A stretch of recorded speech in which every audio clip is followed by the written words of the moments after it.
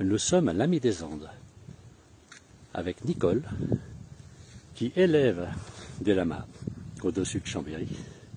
Bonjour Nicole. Bonjour. Pourquoi des lamas en Savoie?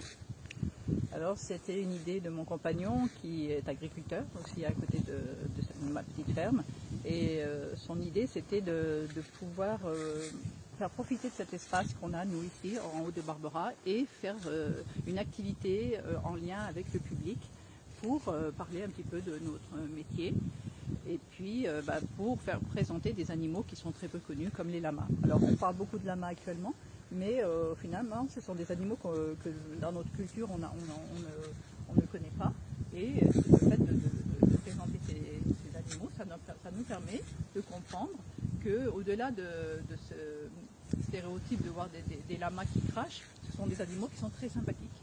Alors certes, ce sont des animaux qui crachent parce qu'ils ont une faculté de cracher qui est assez particulière. Ils peuvent aller chercher finalement ce qu'ils ont dans l'estomac pour cracher quand ils souhaitent cracher. Et finalement, par contre, bon, ça c'est une caractéristique qu'ils ont, mais ils l'utilisent très peu dans la mesure où on a un très bon comportement avec eux et on ne leur fait pas de mal. C'est plutôt pour se défendre. Tout à fait. C'est pour signifier qu'ils ne sont pas contents avec ce qui se passe. Alors c'est sûr que nous, quand on reçoit du public, les gens sont bienveillants et donc tout se passe très bien. On peut les caresser, on peut les brosser, on apprend plein de choses sur ces animaux. Donc ça c'est dans le cadre d'une activité que j'appelle découverte. On peut passer 1 heure auprès des lamas et on apprend vraiment plein de choses. On découvre le fait qu'ils ont un pelage qui peut servir à faire de la laine. Je montre également la laine que je fabrique. J'arrive à fabriquer des pelotes de laine. Et puis dans le cadre de cette ferme, au-delà de cette activité découverte, on peut faire des balades avec les lamas qu'on tient à la longe. On fait aussi des chasses au trésor. Bien sûr, il y a une histoire qui est en lien avec les lamas et qui nous fait penser qu'il y a un trésor caché dans les environs. Donc on part à la recherche de ce trésor sur une boucle pédestre qui fait 1 kilomètre. Et puis pour ceux qui sont intéressés pour découvrir la transformation de la laine, finalement, je propose un atelier où je peux présenter toutes les étapes nécessaires à la transformation d'une toison de lama brute, sale, en une jolie pelote de laine. Vous avez combien de bêtes? Comment? Vous avez combien de bêtes ici? Moi, j'ai que 3 lamas. D'accord. Alors, c'est plutôt un troupeau, c'est pas tellement un élevage. Un élevage, normalement, ça nécessite la reproduction. Là, moi, j'ai un troupeau de lamas, des lamas mâles qui sont là. Je ne fais pas de reproduction, mais par contre, voilà, ils sont là pour notre plaisir. Et vraiment, c'est des animaux très, très sympathiques.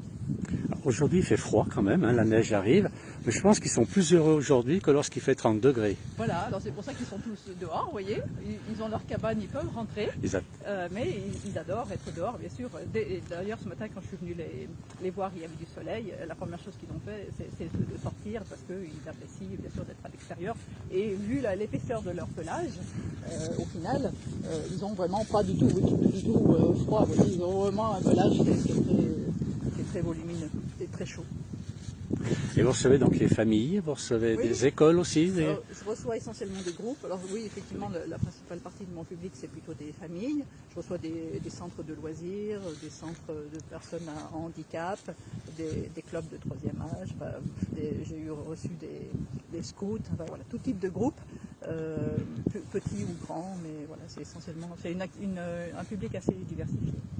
Et c'est intéressant même pour moi parce que je présente toujours les lamas, mais en fonction du public, je suis obligée, finalement, j'ai le plaisir à présenter les lamas de manière différente. Et de ce fait, même pour moi, c'est constamment un renouvellement et c'est vraiment toujours une joie de présenter ces animaux. C'est très bien.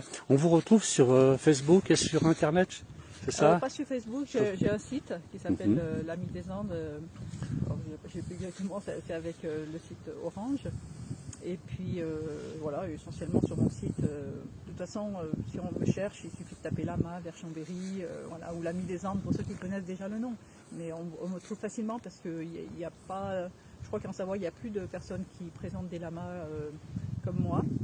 Et donc, je suis un petit peu. Voilà, une ferme un peu particulière parce qu'il n'y a pas vraiment de personnes actuellement qui présentent des lamas. Qui sont finalement des animaux très très domestiques et qui sont surtout très sympathiques. Bon, il me regarde avec un drôle d'œil, mais il a l'air gentil. Oui.